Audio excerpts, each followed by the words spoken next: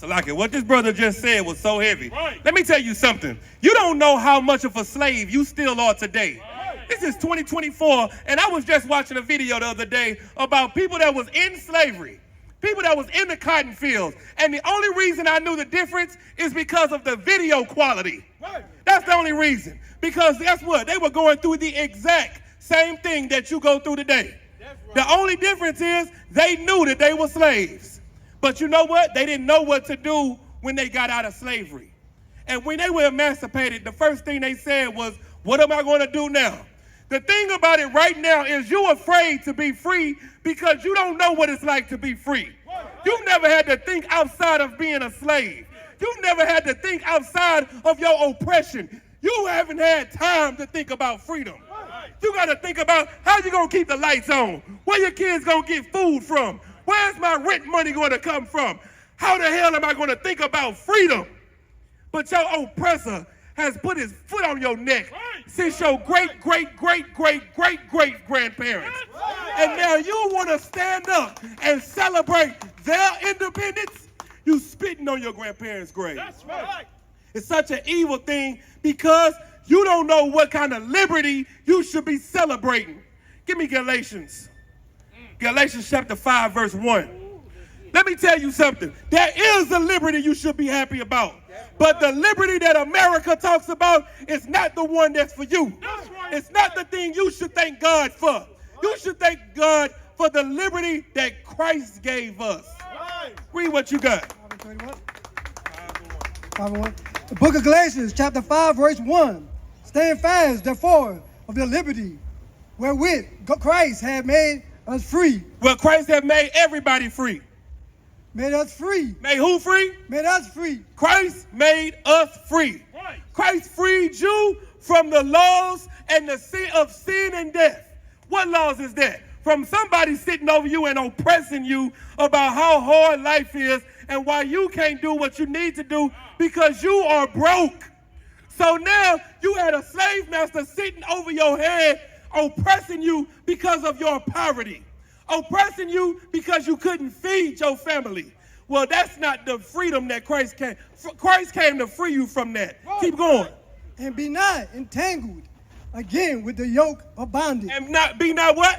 Entangled again with the yoke of bondage. Guess what? You're entangling yourself again with the yoke of bondage. Right. Because you are trying to be under the yoke of your oppressor. Right. You are trying to yoke yourself to America. Now, how are you free when you yoke yourself to slaves? How are you free when you yoke yourself to the upcoming slaves of the future? Right. Right. You are going into freedom in chains? That doesn't make sense. Well, let me help you understand something. The white man is the devil the Bible speaks of. That's who he is today, yesterday, and forevermore. And the only reason you don't know that is because Satan himself changed him, transformed into an angel of light. The white man made you believe he is Jesus Christ. The white man made you believe he is Peter, James, and Paul. The white man changed himself into an angel of light. But guess what? One day you're going to find out that you've been living in the habitation of devils. One day you're going to wake up and see the white man for who he is. One day you're going to say, damn, these are not angels, these are demons. These are not angels, these are devils. And once you're able to wake up and see that, then you can set yourself free from the bondage of trying to love them. You know what the problem is? No man can serve two masters. You can't love the victim and the abuser. You can't. You got to pick one. You can't say, baby, I love you, you were assaulted, and then say, yeah, assaultee, I love you too. No, because when you do that, you show the person that was assaulted you don't love them. You got to pick a side. So who you going to stand with? The slave master or the slave? Because when you celebrate the freedom of the master, you say to hell with the slaves. Go ahead. All jokes aside, you know how niggas be like, I'm this and that for life. This and that for life. You don't receive her what? Her planet! In the ISUPK, we ain't worried about the coronavirus. How many of us do you see with masks on? Right! Right. How many of us do you see out here afraid with gloves on? 140 for the rebel. The world turned its back on me.